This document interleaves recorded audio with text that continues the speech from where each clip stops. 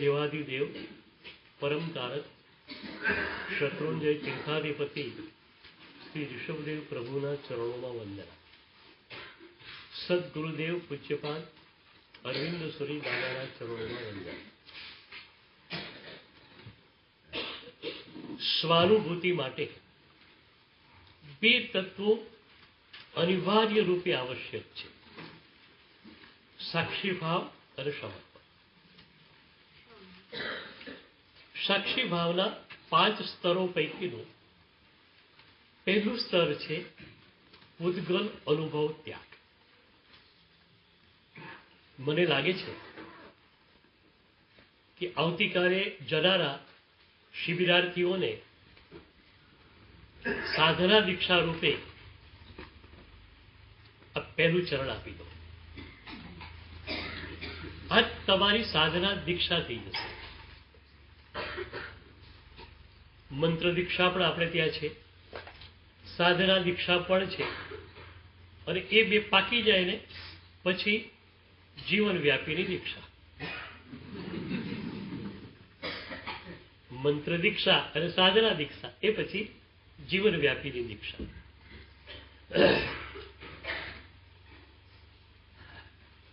પહેલા ચરણમાં આપણે વિચારના અનુભવની મુક્તિને જોતા હતા કે વિચારો આવી ગયા, જોઈ લીધા, એની અસર તમારા ઉપર ન થઈ તો વિચાર અનુભવ મુક્તિ તમને મળે. અને એ પ્રક્રિયામાં તમે આગળ જાઓ તો સંપૂર્ણતયા નિર્વિચાર દશા, નિર્વિકલ્પ દશા તમને મળી જાય. અને એ નિર્વિચાર દશા ક્યારે મળે એની ચર્ચા યોગશાસ્ત્રના 12મા પ્રકાશમાં કલિકાલ સર્વજ્ઞ હેમચંદ્ર શ્રી મહારાજે કરી છે. ભાવિત પરમાનંદ ક્વચિદપી મનો ન નિયોજયતિ. સાધનાનો ભીતરનો એક દિવ્ય આનંદ તમારી પાસે આવ્યો, તમે કે વિચારવાના છો જ નહીં. વિચાર ત્યાં સુધી છે જ્યાં સુધી તમે અપૂર્ણ તમારી જાતને માની રહ્યા છો. જે ક્ષણે જ્ઞાનથી આનંદથી પરિપૂર્ણ તમારા સ્વરૂપનો અનુભવ તમે કર્યો, વિચારો છે જ નહીં. રામકૃષ્ણ પરમહંસ કહેતા કે બ્રાહ્મણો જમવા માટે બેઠેલા હોય 84માં, અવાજ અવાજ અવાજ થતો હોય, લાડુ લાવો, દાળ લાવો, ભજીયા લાવો, પણ જ્યાં હર હર મહાદેવ થાય અને જમવાનું ચાલુ થાય, ગહન ચૂપ્પી છવાઈ. અનુભવ શરૂ થયો, વિચાર ગયો, શબ્દ ગયો. તો બહુ મજાનું સૂત્ર આચાર્ય ભગવંતે આપણને આપ્યું.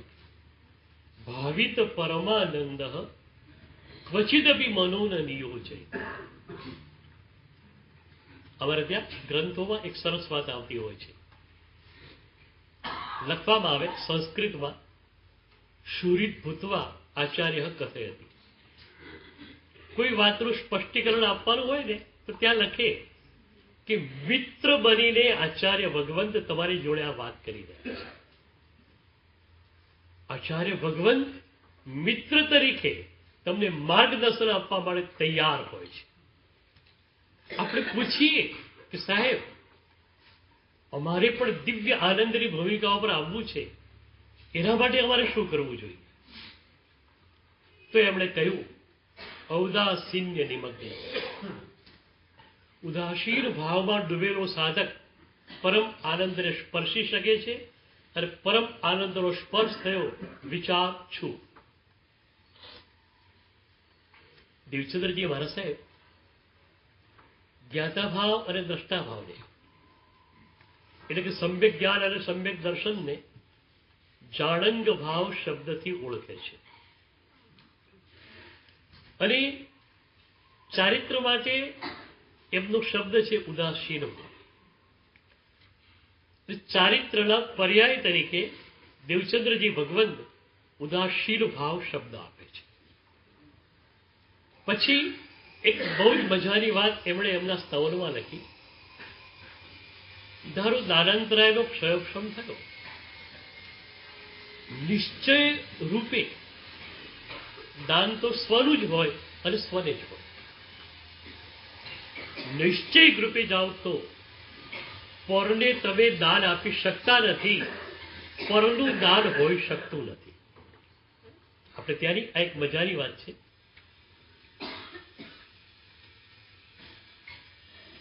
ચોથા સ્તોરમાં એમણે કહ્યું, દ્રવ્ય દ્રવ્ય મિલે નહીં, ભાવે તે અન્ય અવ્યાપ. એક દ્રવ્યનું બીજા દ્રવ્ય સાથે જોડાણ નથી. આત્મદ્રવ્યનું પૂતગલ દ્રવ્ય સાથે જોડાણ છે જ નહીં. એ સંયોગ સંબંધ છે, તાદાત્મ્ય સંબંધ નથી. કર્માણુઓનો અને તમારો સંબંધ જે છે એ સંયોગ સંબંધ છે. જ્ઞાન દર્શન ચારિત્રનો તમારી જોડેનો સંબંધ તાદાત્મ્ય સંબંધ છે. તો પૂતગલાસ્તિકાય અને જીવાસ્તિકાયનો ક્યારે પણ મિલન હોઈ શકે નહીં. એથી આગળ જાઓ તો એક આત્મતત્વ અને બીજું આત્મતત્વ, એ બંને વચ્ચે પણ મિલન શક્ય નથી. અને એટલે જ સિદ્ધ શિલા ઉપર દરેક આત્મદ્રવ્ય ભિન્ન ભિન્ન રૂપે બેઠેલું છે. કોઈ આત્મદ્રવ્ય બીજા આત્મદ્રવ્ય ભળી જતું નથી. એની સ્વતંત્ર આઈડેન્ટિટી ત્યાં રહે છે. તો એ નિશ્ચય દેહની દૃષ્ટિએ કોઈ કોઈને કશું આપી શકે નહીં. દરેકની સત્તા અલગ થઈ ગઈ. જો આપણા જૈન દર્શનના સ્યાદવાદની ખૂબી બતાવો તો એ નિશ્ચય દેહને લઈએ ને તો નિમિત્ત આખું જ ઉડી જાય. હું બેઠો છું અહીંયા, હું તમને જ્ઞાન આપી ન શકું. નિશ્ચયને કહેશે કે એનું ઉપાદાન શુદ્ધ હશે તો એને મળશે. તમે શું કરવાના? એ નિશ્ચયને નિમિત્તને ઉડાડી દેશે. વ્યવહારને કહેશે કે ના, નિમિત્ત તો છે જ. જો અશુભ નિમિત્તોની અસર મને થાય છે તો શુભ નિમિત્તોની અસર મને થવાની છે. તો હવે આને આપણે કઈ રીતે ગોઠવશું? હું જ્યારે પ્રવચનકાર તરીકે છું ત્યારે હું માનીશ કે હું માત્ર સ્વાધ્યાય કરી રહ્યો છું. હું તમને જ્ઞાન આપી રહ્યો છું એ ભૂમિકા મારી પાસે નહીં હોય. જો કે યશોવીજી નામની ઘટના જ નથી, પણ એ વાત આગળની છે. હું તમને જ્ઞાન આપું છું એ ભૂમિકા મારી પાસે નહીં હોય. હું માત્ર સ્વાધ્યાય કરી રહ્યો છું. આમ ત્યાં ચેન્નાઈ ભવનમાં મારી પાઠ પર બેઠો બેઠો સ્વાધ્યાય કરતો હતો. હવે અહીંયા આગમ મંદિરમાં આવીને સ્વાધ્યાય કરું છું. મારી દૃષ્ટિએ મારો સ્વાધ્યાય ચાલી રહ્યો છે. એટલે હું નિમિત્ત ઉપર ભાર બિલકુલ મૂકવા તૈયાર નથી. હું માત્ર ને માત્ર તમારી ઉપાદાન શુદ્ધિ ઉપર આધાર રાખીશ. કે ભાઈ તીર્થંકર પ્રભુના સમોસરમાં આપણે જઈ આવ્યા, આપણું ઉપાદાન શુદ્ધ નહોતું તો આપણને કંઈ મળ્યું નહીં, તો મારા જેવો માણસ આપશે અને બીજાને મળી જશે એવું માનવું એ વધારે પડતી વાત છે ને. પણ આ મારી ભૂમિકા. તમારી ભૂમિકા એ હશે કે સદગુરુએ કૃપા કરીને અમને દાન આપ્યું.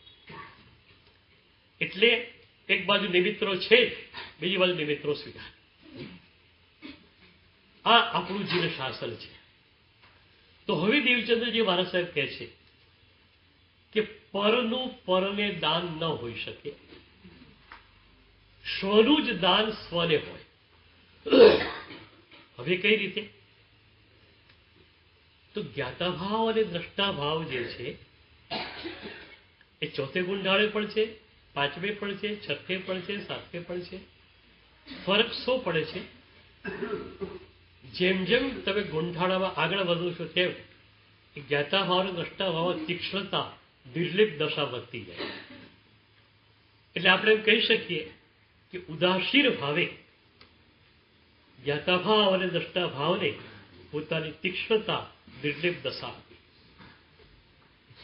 અને આ જ વાત અધ્યાત્મ ગીતામાં દેવચંદ્રજી મહારાજ સાહેબે કહી, જ્ઞાનની તીક્ષ્ણતા ચરણતેહ. જ્ઞાતા ભાવ એકદમ શાર્પ થઈ ગયો, દ્રષ્ટા ભાવ એકદમ શાર્પ થઈ ગયો, એ ઉદાસીન ભાવમાં પરિણમશે. એટલે અત્યારે તમારી પાસે જ્ઞાતાભાવ દ્રષ્ટાભાવ છે માની લઈએ, પણ જ્યાં સુધી ઉદાસીન ભાવની ઘેરાશ એમાં નહીં ઉમેરાય ને ત્યાં સુધી જ્ઞાતાભાવ દ્રષ્ટાભાવ રહેશે પણ ખરો, અને મોહને કારણે પરમાં જવાનું પણ થશે. સૈદ્ધાંતિક રૂપે ખ્યાલ હશે કે મારે પરમાં જવાનું નથી, પણ મોહના ઉદયને કારણે પરમાં જવાનું પણ થશે. અને એટલે ક્ષાયિક સંકેતી શ્રેણી પણ યુદ્ધના મેદાન પર જાય છે, લડાઈ લડે છે, અને અંતઃપુરમાં જઈને રાણીઓ સાથે ભોગ ભોગવે છે. સ્પષ્ટતયા સમજ છે કે આ બિલકુલ નકામું છે, પણ એક મોહનીના ઉદયને કારણે થઈ રહ્યું છે. હવે આપણે શું કરવું જોઈએ તમને બતાવો. જ્ઞાતાભાવ દ્રષ્ટાભાવ થોડો તમારી પાસે છે તો ઉદાસીન ભાવને હવે એમાં ઉમેરો. જ્ઞાતાભાવ અને દ્રષ્ટાભાવ માટે જ્ઞાનાવરણી અને દ્રષ્ટાવરણીનો ક્ષેપક્ષમ જરૂરી છે. ઉદાસીન ભાવ માટે મોહનીનો ક્ષેપક્ષમ જરૂરી છે. મોહનીના ક્ષેપક્ષમ વિના ઉદાસીન ભાવ નહીં આવી શકે. કેવી પ્રભુની કૃપા તમે માનો. આપણા મોહનીય કર્મનો ક્ષેપક્ષમ પણ પ્રભુ કરાવે. હું જે કહું છું, we have not to do anything absolutely. આપણે કશું જ કરવાનું નથી, એ બધું કરાવે છે. મોહનીયનો ક્ષેપક્ષમ તમે કરી શકો એના માટે પણ મજાના માધ્યમો પ્રભુએ આપણને આપ્યા. પ્રભુની આજ્ઞા પ્રત્યેનો પક્ષપાત, પ્રભુની આજ્ઞાના પાલકો પ્રત્યેનો પક્ષપાત એ મોહનીય કર્મને ખેરવવા માટેનું એક શ્રેષ્ઠ માધ્યમ છે. તો આવા તીર્થમાં તમે રહેલા હો, લોકો શ્રદ્ધાથી જે યાત્રા કરતા હોય, તમે એમને જુઓ, તમારી આંખો ભીની બને. એ આંખમાંથી માત્ર આંસુ નથી નીકળતા, આંખમાંથી કર્મ પણ કરે છે. વાહ, આ નાનકડી કાયામાં આવી સાધના કેમ થઈ શકે? પ્રભુની. અને એ 6 વર્ષના દીકરાને પણ પૂછો કે બેટા, 24 છઠ કરી 7 યાત્રા કઈ રીતે કરી? તે એ સ્પષ્ટ કહેશે, દાદાની કૃપાથી કરી. મેં નથી કર્યું એ વાત એનામાં સ્પષ્ટ લાગે. આજે એક છોકરો આવ્યો તો મારી પાસે, છઠ કરી, 6 યાત્રા પરમ દિવસે કરી, 1 યાત્રા ગઈકાલે કરી, 10 વાગે આવી ગયેલો. પણ પછી કીધું, સાહેબ એટલી તરસ છે કે કેમ રહેવાશે. એ 24 ઉપવાસનું પચકાળ બીએલસી લેવા તૈયાર નહોતો. આજ સવારે આવ્યો કે સાહેબ શું દાદાની કૃપા, પાણી યાદ પણ નથી આવ્યું. પછી અને સાંજે 24 ઉપવાસનું પચકાળ લઈ પણ લીધું. તો મોહનીઓનો ક્ષેપક્ષમ પણ પ્રભુ કરાવે છે. ઘણી વાર લોકો મને પૂછે કે પ્રભુ બધું કરે, સદગુરુ બધું કરે, તો અમારે શું કરવાનું? ત્યારે હસતા હસતા કહું કે તમારે વચ્ચે બુદ્ધિ અને અહંકારના રોડા નહીં ફેંકે. આટલું જ કામ કરવાનું છે. અગણિત જન્મોથી આ પ્રભુની કૃપા, સદગુરુની કૃપા તમારા ઉપર વરસતી આવી છે. માત્ર બુદ્ધિ અને અહંકારને કારણે તમે કૃપા ધારાને ઝીરી શક્યા નહીં. તો હું તો ત્યાં સુધી કહું કે પ્રભુ વર્ષે પણ ખરા, ઝીરાવે પણ ખરા. કહી દો પ્રભુને, પ્રભુ તારી કૃપા દ્વારા સતત વરસી રહી છે, હું એને ઝીરી શકતો નથી, તું ઝીરાવ. પ્રભુ સદગુરુ ચેતનાને તમારી પાસે મોકલશે. તમે સદગુરુ ચેતના પાસે જશો એમ નથી કહેતો. સદગુરુ ચેતના તમારે દ્વારે આવશે અને પ્રભુની કૃપાને ઝીલવી એના માટેની આખી જે છે તે તમને સમજણ આપશે. તો કૃપા વરસાવે પણ પ્રભુ, ઝીલાવે પણ પ્રભુ. તમારે શું કરવાનું? એન્જોયમેન્ટ, મજા કરવાની, ઝીલવાનું, ભીના થઈ જવાનું. તો મોહનીયનો ક્ષેપક્ષમ ઉદાસીન ભાવ. એ ઉદાસીન ભાવને આપણે જ્ઞાતા ભાવ અને દ્રષ્ટા ભાવમાં નાખીએ. માત્ર જાણી લીધું, માત્ર જોઈ લીધું, એની અસર તમારા ઉપર નથી. એટલે કે તમારું જાણપણું, તમારું જોવાપણું નિર્લેપ નિર્લેપ નિર્લેપ થતું જશે. અત્યારે કદાચ તમારી પાસે જ્ઞાતા ભાવનો દ્રષ્ટા ભાવ સૈદ્ધાંતિક સ્તર પર છે, શબ્દોના સ્તર પર છે. વાસ્તવિક રૂપે જ્ઞાતા ભાવનો દ્રષ્ટા ભાવ પણ નથી. સમ્યક દર્શન મળે પછી જે મળે. પણ આપણે જ્ઞાતા ભાવ અને દ્રષ્ટા ભાવમાં બેસી રહેવાનું નથી, ઉદાસીન ભાવને પ્રાપ્ત કરવું છે. હવે પહેલા કહ્યું આજે મારે સાધના દીક્ષા આપવી છે. ઉદાસીન ભાવની સાધના દીક્ષા આજે મારે તમને આપવી છે. અને એના માટે એક સરસ પદ ચિદાનંદજીનું છે, અદ્ભુત પદ છે, આપણી ભાષામાં જ આવેલું પદ છે. એ પદ જો તમે યાદ રાખી શકો તો ઉદાસીન ભાવ દૂરની ઘટના નહીં રહે. ઉદાસીન ભાવમાં આવેલા સાધકને ચિદાનંદજી મહારાજ નિષ્પક્ષ વ્યક્તિત્વ કહે છે. નિષ્પક્ષ વ્યક્તિત્વ, જે વ્યક્તિત્વ રાગની ધારામાં જતું નથી, જે વ્યક્તિત્વ દ્વેષની ધારામાં જતું નથી, જે વ્યક્તિત્વ અહંકારની ધારામાં જતું નથી. ન ગમારી ધારા, ન અણગમારી ધારા, ન અહંકારની ધારા. તો નિષ્પક્ષ વ્યક્તિત્વ. તો એમણે પદની શરૂઆત કરી, અવધુ નિરપક્ષ વિરલા કોઈ. સૌથી મજાની વાત તો પહેલા જ શબ્દની અંદર છે, અવધુ નિરપક્ષ વિરલા કોઈ. અવધુ સંબોધન છે. એ અવધૂત તમારી વાત સાંભળ. અને બહુ મજાની વાત છે કે ઉદાસીન ભાવમાં ગયેલા સાધકની વાત પણ અવધૂત જ સાંભળી શકશે, બીજો સાંભળશો કાંતિ સાથે. અવધુ, તમે અવધુ છો. જેને રાગ દ્વેષ અહંકારને થોડા થોડા ખેરવી નાખ્યા છે એ અવધૂત.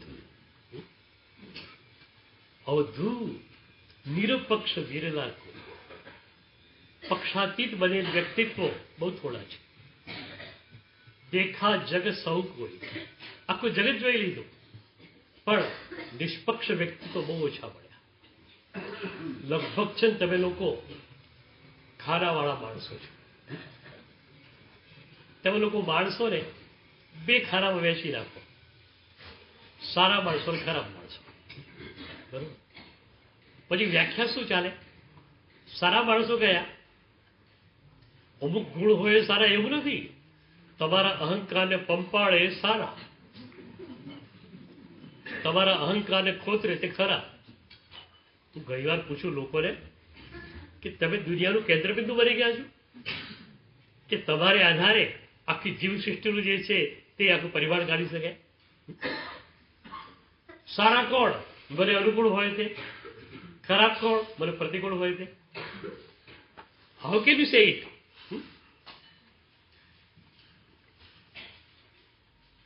અત્યાર સુધી ખાનામાં જ રહ્યા છો. હું ઘણી વાર કહું છું, તમને લાગે ક્યારેક કે મારામાં ગુણાનુરાગ છે, જરા જોઈ લેજો કે ગુણાનુરાગ વ્યામતો નથી ને પાછો તમારો ભ્રમ ન હોય. એક વ્યક્તિ ઉપર તમને બહુ અનુરાગ છે, એ બહુ સારો સાધક છે, એ બહુ આમ છે, એ બહુ આમ છે. હવે જરા ઊંડાણથી જુઓ, એવા જ ગુણો બીજા જે સાધકોમાં છે એ બધા સાધકો તમને ગમે છે કે આ જ સાધક ગમે છે, આ જ સાધક ગમે છે, તેમ ગમે છે. ઊંડાણથી જુઓ, એ સાધક તમારા અહમને પંપાળે છે. એ કહે છે તમે બહુ સારા છો માટે તમને સાધક ગમે છે. એટલે આ ગુણાનુરાગ થયો કે અહમ અનુરાગ થયો? આ ગુણાનુરાગ છે કે અહમ અનુરાગ છે? અને ગુણાનુરાગ પણ અત્યાર સુધીનો ભ્રમ જ હતો. અવધુ નિરપક્ષ વિરલા કોઈ. વિરલ વ્યક્તિત્વ જ નિષ્પક્ષ હોઈ શકે. તમારે વિરલમાં આવવું છે ને, આ સાધના દીક્ષા આપણે એની જ કરવાની છે. માસમાંથી તમને ક્લાસમાં લાવી દેવાના છે. માસમાંથી ક્લાસમાં આવું છે. અવધુ નિરપક્ષ વિરલા કો. પછી કે છે સમરસ ભાવ ભલા ચિત્ત જાકે થાપ ઉથાપન હોય અવિનાશી કે ઘર કી બાતા જાનેંગે નરસો. આત્મતત્વની વાતો કોણ જાણી શકશે? અવિનાશી કે ઘર કી બાતા જાનેંગે નરસો. આત્મતત્વની વાતો વાસ્તવિક રૂપે એ જ જાણી શકશે. કોણ? ઉદાસીન બનેલું વ્યક્તિત્વ. સમરસ ભાવ ભલા ચિત્ત જાકે થાપ ઉથાપન હોય. ઉત આસીન છે, નથી ગમો, નથી અણગમો, નથી અહંકાર. એક સમરસ દશા આવી ગઈ. તો સમરસ દશા જેના ચિત્તમાં આવી ગઈ એને પછી કોઈ સારું નથી, કોઈ ખરાબ નથી. પદાર્થની દૃષ્ટિએ જોઈએ તો કોઈ પણ પદાર્થ એના માટે ખરાબ નથી, કોઈ પણ પદાર્થ એના માટે સારો નથી. હું ઘણી વાર કહું છું કે તમે લોકો છો ને સ્ટીકરોનો જથ્થો રાખીને ફરો છો. ચા પીધી બરોબર નથી અને સ્ટીકર લગાડી બરોબર નહોતી, ખરાબ. ચા ટેસ્ટી આવીને સારાનું સ્ટીકર લગાડી દીધું. માણસોના જબ્બાની પાછળ સ્ટીકર તમે નથી લગાડતા, તમારા મનમાં તો સ્ટીકર લાગી જ જાય છે. આ સારો ને આ ખરાબ. તો સમરસ ભાવ ભલા ચિત્ત જાકે. ભલા સમરસ ભાવ પણ કેવો ઉત્કૃષ્ટ કોટીનો, સુંદર, જેના ચિત્તમાં છે. થાપ ઉથાપન હોય, એને કશું સ્થાપવાનું નથી, કોકરે ક્યાંક મૂકવાનું નથી, કોકરે ક્યાંકથી ઉખાડવાનું પણ નથી. જે છે એનો સ્વીકાર છે. ઉદાસીન ભાવ એટલે સર્વ સ્વીકાર. ઘણી વાર લોકો મને પૂછે કે પ્રભુની સાધનાને એક શબ્દમાં મૂકવી હોય તો એ એક શબ્દ કયો હોય?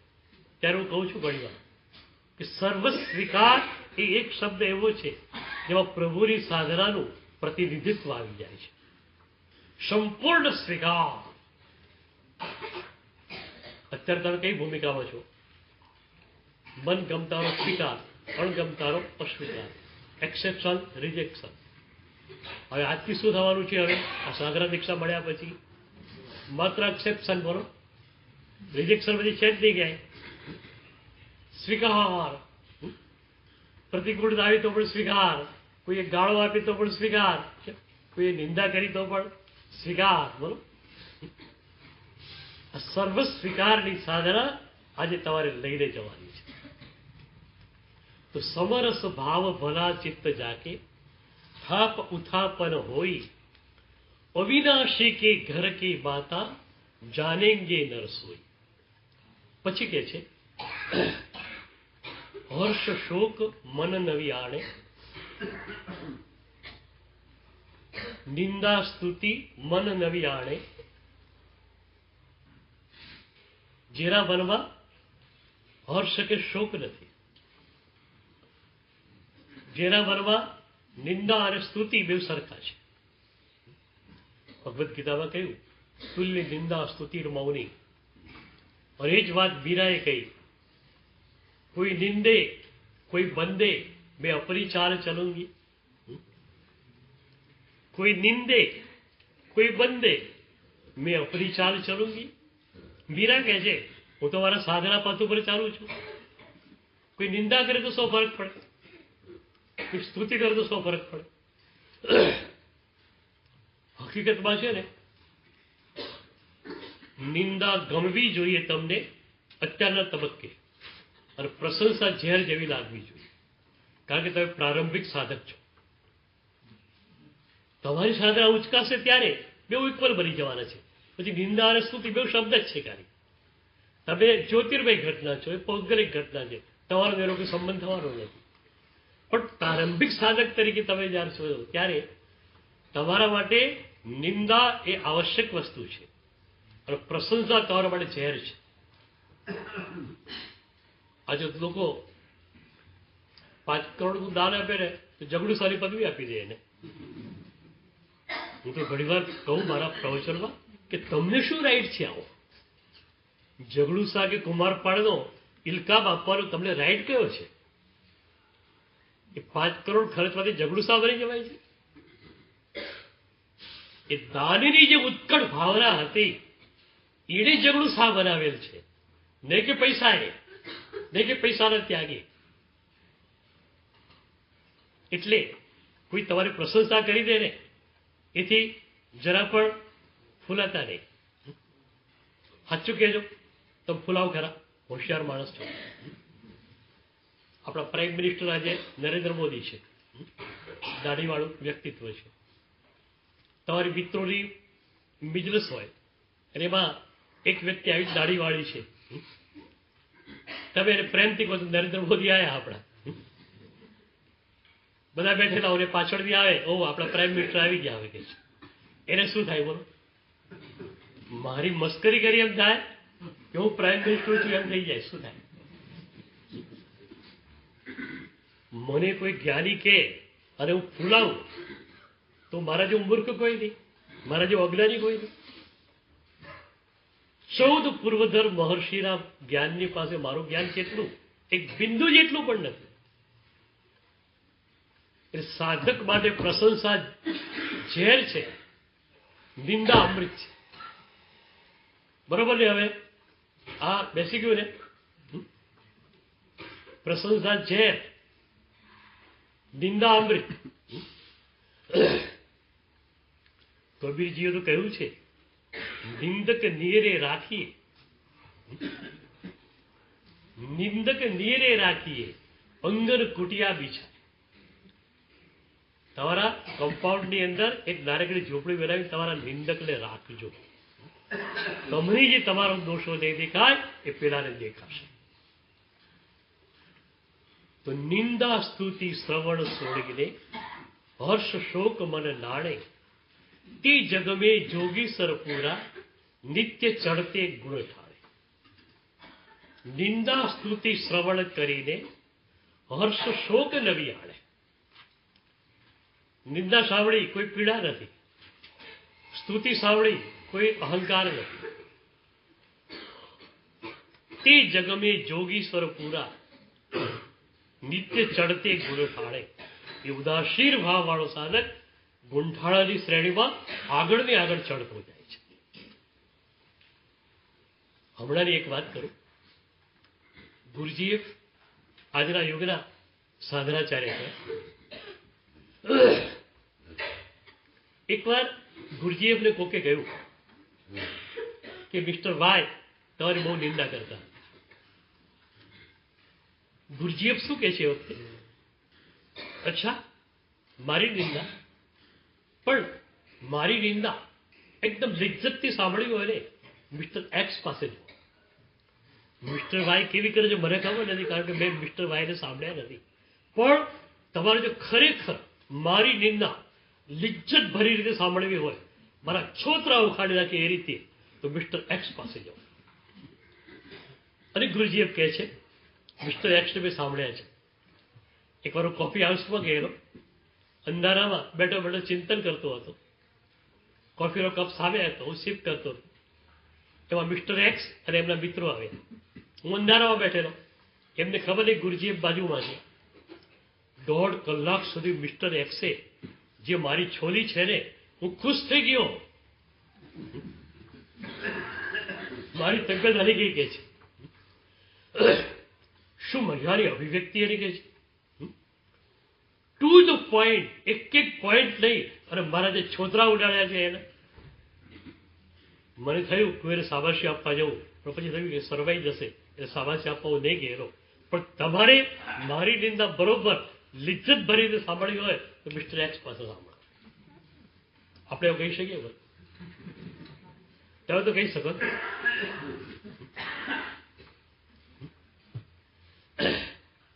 શું ફરક પડે?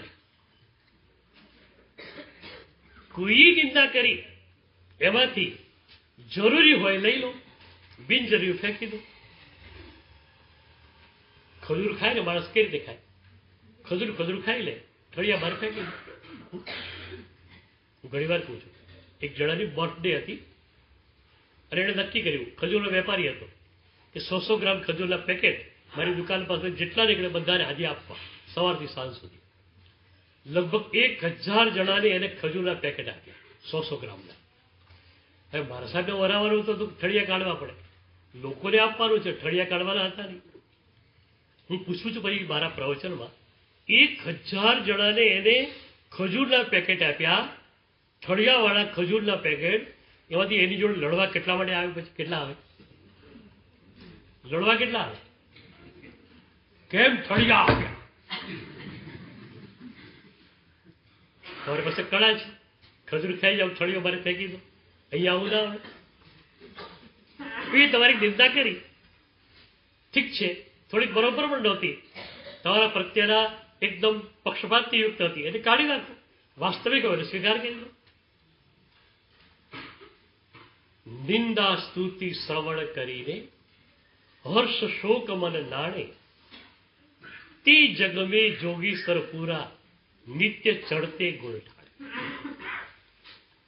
બુદ્ધના જીવનની એક ઘટના છે. બુદ્ધની પાસે એક સાધક દીક્ષા લેવા માટે આવે. બુદ્ધ કુશળ ગુરુ હતા એ જમાનાના, અને કુશળ ગુરુ સાધકની પરીક્ષા કર્યા વગર એમને એમ દીક્ષા આપતા નથી. તો હું છું જાહેરમાં તમને ઓઘો બતાવું, લલચાવું, આવો. ખરેખર તમે લેવા આવો ત્યારે ખબર પડે કેટલી વિશેષ હોય. તમારી પૂરી પરીક્ષા કર્યા વગર આ પ્રભુની પ્રસાદી તમને હું ના આપી શકું, અને કદાચ આપી દઉં તો મારા પ્રભુનો હું ગુનેગાર થઉં. પૂરી પરીક્ષા કરીને આ પ્રભુની પ્રસાદી તમને આપી શકે. અમે લોકો તો અપવાદરૂપ કેસોને બાદ કરો તો 2 વર્ષ સુધી મુમુક્ષુને સાથે ફેરવીએ. એ દીકરાને કે ભાઈને 2 વર્ષ સુધી સાથે ફેરવીએ. ચોમાસામાં ઠીક છે, હવે સમજીએ રસોડું છે, જમી આવે અને બરોબર છે. વિહારની અંદર જ્યાં ગુજરી પણ પૂરતી મળતી ન હોય, જ્યાં ઉપાસનાનું પણ ઠેકાણું ન હોય, એ વિહારમાં એને સાથે રાખીએ અને પછી જોઈએ કે અનુકૂળતા પ્રતિકૂળતામાં એનો પ્રતિભાવ કેવો છે. 2 વર્ષ સાથે રાખ્યા પછી અમે એને દીક્ષા માટે કદાચ પસંદ કરી, કદાચ કહું છું. તો બુદ્ધ કુશળ ગુરુ છે. બુદ્ધિ જોયું કે બીજું બધું એનામાં ઠીક છે, પણ એનો અહંકાર પ્રબળ છે. અને યાદ રાખો, સાધના માર્ગમાં સૌથી ખતરનાક બધો અહંકાર છે. તમે રાગને અને દ્વેષને થોડા શિથિલ કરી શકશો. પદાર્થ પર કે વ્યક્તિ પર રાગ છે, પણ શરીર પર સૌથી વધારે રાગ છે. એ શરીર પરના રાગને પણ તમે છોડી શકો છો. ક્યારે ઉપદાન કર્યું 1.5 મહિના સુધી નાહવાનું નહીં, પક્કે તૈયાર. શરીરના રાગને પણ તમે છોડી શકો છો. અને રાગ શિથિલ બન્યો, દ્વેષ પણ શિથિલ બની ગયો. દ્વેષ તો બાય પ્રોડક્ટ છે, પણ અહંકારનું શું? એક સ્તવર સારું બોલાયું, કોઈકે કહ્યું બહુ સરસ, અહંકાર આવી ગયો. તો બુદ્ધિ જોયું પેલા સાધકમાં અહંકાર છે, અને એટલે બુદ્ધિ કહ્યું એક કામ કર. બોલો સાહેબ શું કરવાનું છે? એને બી ખબર હતી કે બુદ્ધ જેવા ગુરુ મારે જોઈએ છે, અને એમને આવા ગુરુ મને મળવાના પણ નથી. સાહેબ બોલો શું કરવાનું છે? બુદ્ધ કહે છે બાજુમાં કબ્રસ્તાન છે, કબ્રસ્તાનમાં જા, એક કબર પાસે ઉભા રહેવાનું 1 મિનિટ. તું નથી ઓળખ તેમાં કોણ સૂતેલ છે, પણ એક કબર પાસે જઈને હાથ જોડીને કહેવાનું તમે મહાપુરુષ હતા, તમે બહુ શ્રેષ્ઠ પુરુષ હતા, તમે બહુ સરસ કામ કર્યા, તમને હું નમું છું. એક કબર પાસે જઈ એની સ્તુતિ કરી આવ, પછી મને મળે. કબ્રસ્તાન મોટું હતું. સવારથી પેલો મંડી પડ્યો, બપોરે જમવા માટે આવ્યો, સાંજ સુધી એનો કાર્યક્રમ ચાલુ રહ્યો. સાંજે બુદ્ધ પાસે આવ્યો, સાહેબ તમે કહ્યું એમ કરી લીધું. બધી કબર પાસે જઈ એમની સ્તુતિ કરી આવ્યો. બુદ્ધ કે વાંધો ને, કાલ સવારે મને મળજે. હવે કાલે સવારે મને મળજે. પેલો સમજો જાણે કાલે સવારે મને દીક્ષા આપશે. બીજી સવારે આવ્યો. બુદ્ધે કહ્યું એક કામ કર, ફરીથી એ જ કબ્રસ્તાનમાં ફરીથી જા, અને બધી કબર પાસે ઉભા રહીને કહેવાનું તારા જેવો નાલાયક અધમ હીન પાપી માણસ કોઈ નથી. એક એક કબર પાસે જઈને કહી આવવાનું, ઓકે સર, બુદ્ધની પાસે દીક્ષા લેવી છે, બુદ્ધને ગુરુ કરવા છે, તો ગુરુ શરત તો માન્ય રાખવી જ પડશે. હું તો ઘણી વાર પૂછું છું, દીક્ષાની વાત તો અલગ છે, આ જ્ઞાન પણ ગુરુની શરતે મળે, તમારી શરતે મળે.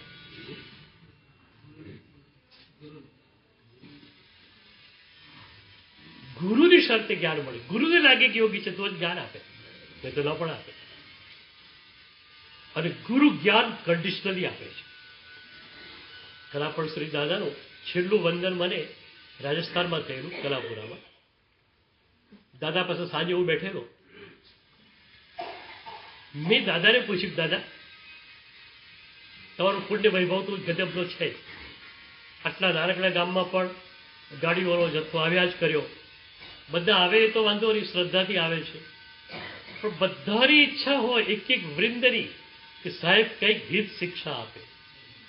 અને આ 2 મિનિટ 3 મિનિટ બધાની પાસે બોલો છો, આપણે થાક નથી લાગતો. એ વખતે એમણે મને કહ્યું, યશો વિજય, મારા પ્રભુએ અને મારા ગુરુએ મને કન્ડિશનલી જ્ઞાન આપ્યું છે, શરતી જ્ઞાન આપ્યું છે.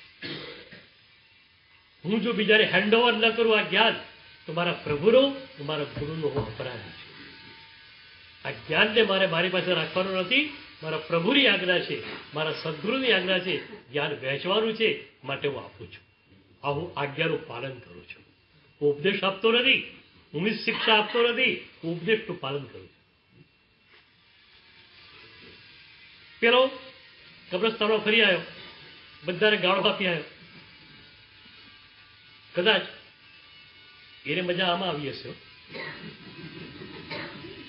ગઈકાલે કરતા મજા વધારે આજ ના આવી.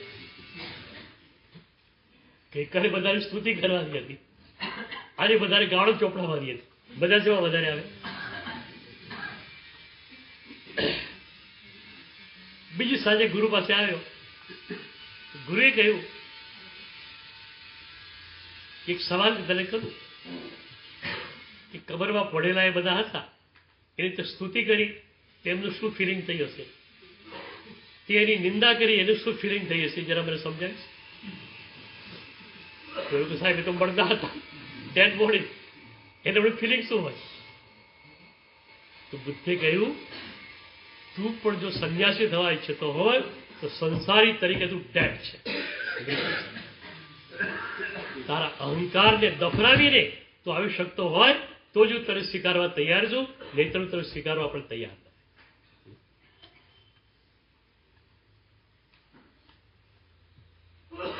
શું મતલબ છે?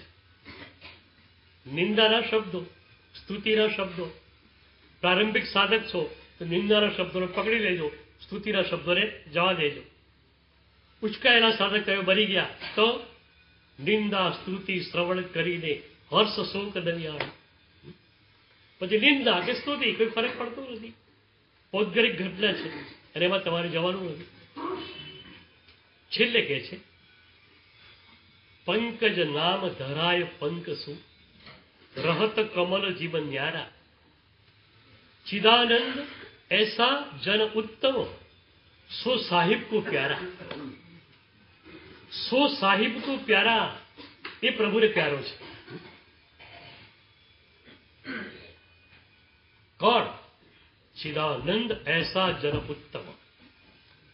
જ્ઞાન અને આનંદથી ભરેલો આવો જે વ્યક્તિત્વ છે એ પ્રભુને પ્રિય છે. પ્રભુને પ્રિય તો બની જવું છે ને. હું ઘણી વાર કહું છું, મને ગમે તે કરવું એ સંસાર, માને ગમે તે કરવું એ સાધના. પરંતુ જન્મથી તમારી રેકોર્ડ એક જ હતી, મને ગમે તે, મને આ ફાવશે, મને આ નહીં ચાલે, ધર્મશાળાની આ રૂમ આવી ગંદી છે, મને નહીં ચાલે, એસી નથી અહીંયા, મને નહીં ચાલે. મને નહીં ચાલે, મને નહીં ફાવે એ રેકોર્ડ અગણિત જન્મોથી વગાડી છે. હવે કઈ રેકોર્ડ ચલાવવાની છે? અમારી પાસે આ રેકોર્ડ છે. માને શું ફાવશે? એક સાધુ બોરવા જાય શું વિચાર કરે? દૂધપાક પૂરી છે લઈ લો, અને સામે સૂકી રોટલી છે, લુખ્ખી રોટલી, ઘી પણ ચોપડેલું નથી. દૂધપાક પૂરી દોષિત છે, રોટલી નિર્દોષ છે. એ શું કહેશે? મને ગમે તે જેવું છે જ નહીં એના માટે. એ દૂધપાક પૂરીને સાફ ના પાડી દેશે, આ દોષિત છે, એને હું નહીં સ્વીકારું. આ લુખ્ખી રોટલી જ મને આપો. માને ગમે તે મને ગમે. હવે કપડા કેવા પહેરવાના? 500 વર્ષ પહેલાની ગુરુ મૂર્તિ જુઓ કે 200 વર્ષ પહેલાનું ગુરુનું ચિત્ર જુઓ, આ જ યુનિફોર્મ છે. તમારું યુનિફોર્મ રોજ બદલાતો જાય. એક જ યુનિફોર્મ. કેમ? મારી પ્રભુ માને આ ગમે છે, મારી મારી આજ્ઞા આ છે, માં કે તેમ મારે કરવું છે. એટલે છેલ્લે ગુરુ દક્ષિણામાં કહું તો એક ખાલી કાનો વધારીને આપી દઉં તમને. તમે તો જે આપશો તો આપશો, હું આપી દઉં. એક કાનો વધારી દઈએ. અત્યાર સુધી મને ગમે તે, મને આ ગમશે, મને આ નહીં ગમે, મને આ ગમશે, મને આ નહીં ગમે. હવે માને શું ગમશે? પ્રભુ માને શું ગમશે? હું ગુસ્સો કરું, માને ગમે? પેલાએ કદાચ કડવા શબ્દો કીધા, મનમાં ગુસ્સો આવવાની તૈયારી છે, બ્રેક લાગશે, માને આ ગમશે? પ્રભુ માને આ નહીં ગમે તો મારી પ્રભુ માને ના ગમે એવું કરી શકું નહીં. અને હું ઘણી વાર કહું છું, તમે નક્કી કર્યું કે માને ગમે તે જ કરવું છે, પછી જ તમારા જીવનમાં વાસ્તવિક રૂપે સદગુરુ ચેતનાનો પ્રવેશ થાય છે. કારણ તમને ખ્યાલ નથી આવતો કે આ પ્રભુની આજ્ઞા પ્રમાણે કે પ્રભુની આજ્ઞા વગર. અને એટલે તમારે નાની નાની સૂક્ષ્મ બાબતો લઈને આવવું પડે. સાહેબજી, આ હું કરું છું એ પ્રભુની આજ્ઞા પ્રમાણે છે? મારા પ્રભુને આ ગમે એવું છે નહીં? મારા પ્રભુને ન ગમતું હોય તો મારે નથી કરવું. ચિદાનંદ એસા જન ઉત્તમ, સો સાહિબ કો પ્યારા. બનવું છે ને વાત? એના માટે શું કરવાનું? પંકજ નામ ધરાય પંકસુ, રહત કમળ જીવન ન્યારા. કમળ બી આપણે પંકજ કહીએ છીએ. પંક એટલે કાદવ. કમળ ઉત્પન્ન થાય કાદવમાં. એ કાદવને છોડી અને એકદમ સરસ મજાની સ્વચ્છ પાણીની સપાટી ઉપર આવી જાય છે. એમ જે સાધક રાગદ્વેષ ને અહંકારની ધારાની અંદર કદાચ જન્મેલો, અનાદિની સંજ્ઞાની અંદર એ હતો, અને અનાદિની સંજ્ઞામાં હતો ત્યારે રાગ દ્વેષ ને અહંકારના કાદવમાં એ હતો. પછી પ્રભુની કૃપા થઈ ગઈ અને રાગ દ્વેષ અહંકારના કાદવને છોડીને એ પ્રભુની આજ્ઞા રૂપી શુદ્ધ જલની ધારા ઉપર આવી ગયો. તો શું થયું? એ ખરેખર પંકજ હોવા છતાં પણ પંકથી ન્યારો થયો. એમ આપણે અનાદિથી રાગદ્વેષ અહંકારથી યુક્ત હતા, પણ જો પ્રભુની આજ્ઞાની ધારામાં આવીએ તો રાગ દ્વેષ અહંકારથી આપણે થોડા થોડા થોડા મુક્ત બની શકીએ. અને એના માટે હું બે મનની ચર્ચા ઘણીવાર કરું છું. સંજ્ઞાવાસિત મન, આજ્ઞાવાસિત મન. અમારી પાસે એક સાધુ કે સાધ્વીની પાસે માત્ર આજ્ઞાવાસિત મન હોવું જોઈએ, સંજ્ઞાવાસિત નહીં. મને આ સારું લાગશે માટે કરું એમ નહીં, મારા પ્રભુની આજ્ઞા છે એ પ્રમાણે કરું. તો તમારી પાસે સંજ્ઞાવાસિત મન છે. એ સંજ્ઞાવાસિત મનને આજ્ઞાવાસિત મનમાં ફેરવવું છે. અથવા શરૂઆતમાં એવું કરો કે સંજ્ઞાવાસિત મન પણ છે, આજ્ઞાવાસિત મનને બીજું ઊભું કરો. ધીરે ધીરે ધીરે આજ્ઞાવાસિત મન એટલું પ્રભાવશાળી બને કે સંજ્ઞાવાસિત મન ઉપર પ્રભુત્વ આવી જાય. સેંકડો પ્રવચનો સાંભળ્યા છતાં સંજ્ઞાવાસિત મન એવું ને એવું જ રહ્યું છે. કારણ પ્રભુની આજ્ઞા માત્ર કોન્શિયસ માઇન્ડ સુધી પહોંચી છે. સંજ્ઞા ક્યાં છે? અસ્તિત્વના સ્તર પર. પ્રભુની આજ્ઞા તમે ક્યાં લઈ ગયા? કોન્શિયસ માઇન્ડના સ્તર પર. કેમ ચાલશે? અને એટલે જ શીતલનાથ પ્રભુના સ્તવરમાં મહોપાધ્યાયજીએ કહ્યું, વિષય લગન કી અગન બુઝાવત તુમ ગુણ અનુભવ ધારા. વિષયની અગ્નિથી, કષાયની અગ્નિથી પ્રભુ બળી રહ્યો છું, પણ એને શાંત કોણ કરશે? તુમ ગુણ અનુભવ ધારા. પ્રભુના ગુણોની અનુભૂતિ, પ્રભુના ગુણોનું શ્રવણ નહીં. તમે માત્ર શ્રવણની કક્ષાએ બેસી જાઓ. શ્રવણ પછી ચિંતન, પછી અનુભવન. ચિંતન પણ નથી તમારી પાસે. 1 કલાક પ્રવચન સાંભળો, પછી તમારું હોમવર્ક કેટલું એના ઉપરનું બોલો. એક મજાની વાત તમને કહું, કોઈ પણ પ્રવચનકાર હોય ને, એક કેન્દ્ર બિંદુને રાખી અને પછી ચાલતા હોય. મને આખી દુનિયામાં ફરીને આવે, પણ કેન્દ્ર બિંદુ એમનું એક હોય છે. એ કેન્દ્ર બિંદુને પકડી લો, અને એ કેન્દ્ર બિંદુ જે છે એને એવી રીતે પકડો કે પકડ્યા પછી સતત એનું તમે ચિંતન કરી શકો. અને ચિંતન ધારદાર બનશે તો જ અનુભૂતિની કક્ષાએ તમે જઈ શકશો. શ્રવણ માત્ર શબ્દોના સ્તર પર રહેશે તો કામ નહીં ચાલે. શ્રવણને ચિંતનમાં બદલવું છે અને ચિંતનને અનુભૂતિમાં બદલવું છે. તો ઉદાસીન દશા, આપણી મૂળ વાત આ હતી. ઔદાસીન્ય નિમગ્ન, ઉદાસીન ભાવમાં ડૂબેલો હોય તે. તમને લાગ્યું ઉદાસીન ભાવ, એની એક નાનકડી આવૃત્તિ ચિદાનંદજી મહારાજે તમારા માટે આપી.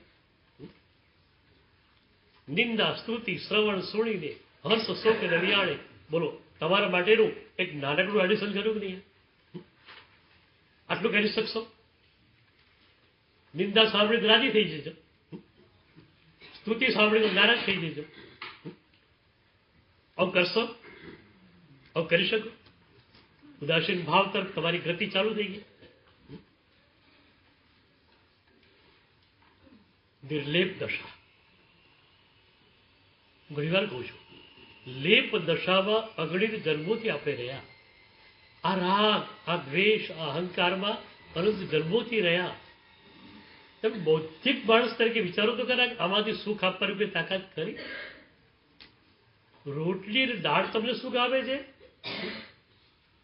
ભાઈ રોટલી દાળ સુખ આપે? આપે ને? બોલો ભાઈ શું કેવું? કકડીને ભૂખ લાગેલી છે, ગરમ ગરમ રોટલી શાક આવવા મળ્યા, 4 રોટલી 5 રોટલી ખવાઈ ગઈ, પેટ ભરપૂર થઈ ગયું. 6ઠી રોટલી શ્રાવિકા આપે, 7મી આપે, શું કરવાના આવે? કેમ? રોટલીની સુખ મળે ને, રોટલીની સુખ મળે ને. જેમ વધુ રોટલી ખાઓ વધુ સુખ મળે. પણ ત્યાં તમારી પાસે એક સીમા છે, 5 રોટલી 6 રોટલી વધારે છે. ઠંડી વાયરે તાવ આવેલો છે, તમે તમારા દીકરાને કહી દો ઓઢાડ બ્લેન્કેટ. 1 ઓઢાડ્યો, 2 ઓઢાડ્યો, 3 ઓઢાડ્યો, સારું લાગે. 10-12 ઓઢાડી દેતો. એટલે આમાં બધા તમારી પાસે સિરિંગ જ છે, માત્ર પૈસામાં જ નથી.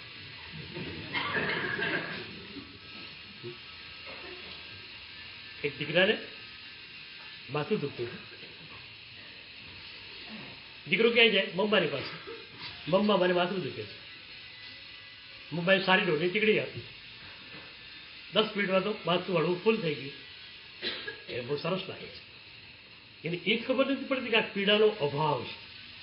આ પીડાના અભાવનું સુખ છે ક્યાં નહીં, એને મજા આવી ગઈ. પછી એને મમ્માને પૂછ્યું, સારું કર્યું પૂછ્યું, નહીં તો ગોટાળો થઈ ગયા. એટલે મમ્માને પૂછ્યું, મમ્મા આ 1 ટેબ્લેટ લીધી આટલું સરસ લાગે છે, 10 ટેબ્લેટ કેટલું સરસ લાગે? 10 ટેબ્લેટ ના લેવાય, પણ 10 કરોડના 100 કરોડ ભેગા કરાય. રાગ દ્વેષ અહંકારમાં સુખ છે, વિચારજો. નથી તો અલિપ્ત દશામાં શું છે એ પણ એકવાર જોઈ લઈએ. અમારો રાગ થોડો છૂટ્યો છે, બધો છૂટી એમ નથી કહેતા અમે, તો થોડો છૂટ્યો છે એના કારણે પણ જે આનંદ મળે છે અમને અદભુત. પારીતણામાં હોઈએ, સરસ મજાની ધર્મશાળાના ઉપાશ્રયમાં હોઈએ, વિહારમાં જઈએ, પતરાવાળો ઉપાશ્રય મળે, પણ અમારી મજા ક્યાંય ઓછી થતી નથી. મજા ઓછી કેમ થાય ખબર છે? અમારી પણ મજા ઓછી થઈ શકે ક્યારે? આ ચેન્નઈ ભવનનો ઉપાશ્રય મને યાદ રહે અને પછી પતરાવાળા ઉપાશ્રયમાં જવું ને હું ત્યાં તો બહુ મજા હતી તો ખરા, તો હું બી ગયો પછી. પણ ઉદાસીન દશા હોય, જે ક્ષણે જે વળ્યું એનો સ્વીકાર. તો ઉદાસીન દશાનો એક આપણે પર્યાય આપીએ સર્વ સ્વીકાર. અને એ સર્વ સ્વીકારની દીક્ષા આજે તમને આપી કે થોડું ઘણું આમ તેમ હોય તો સ્વીકારી લેજો. બહુ હોય તો તમે નહીં સ્વીકારી શકો એ પણ મને ખાતરી છે, પણ થોડું ઘણું આમ તેમ હોય તો ચાવા થોડી ઓછી ખાંડ છે ચલાવી દેજો. સાવ ન હોય તો ડબ્બો ખોલીને કદાચ નાખી દેજો ખાંડ, પણ એના માટે આ બોઇલરને ગરમ નહીં કરો. ચારો કપ હાથમાં આવ્યો અને સીધું જ શું છે આ ચા છે ગરમ પાણી છે શું બનાવ્યું છે આવું ના થાય. હું ઘણી વાર કહું છું તો પૂજા કરવા ગયા હોય સવારે તો શ્રાવિકા દર્શન કરવા આવેલો હોય, તમે જોરથી એમ બોલતા હો શીતલ ગુણ જેવા રહ્યો શીતલ પ્રભુ મુખ અંગ આત્મ શીતલ કરવા ભણી પૂજો હરિહાર. શ્રાવિકા સાંભળી જાય ઓહો આ તો ઠંડા થઈ ગયા. આટલા વર્ષથી પ્રભુની પૂજા કરે છે ચંદન પૂજા, અને શેના માટે? આત્મ શીતલ કરવા ભણી, પોતાની જાતને ઠંડી કરવા, અને પછી એના માટે સ્પેશિયલ મસાલાવાળી સરસ ચા ભરાઈ નાખે અને પીપલને તમારા માટે પાણી જેવી એકદમ ખાંડ વગરની ચા પણ ઉકાળેલો હોય એવી ચા આપી દે, તમે પ્રેમથી પી જાઓ. બરોબર?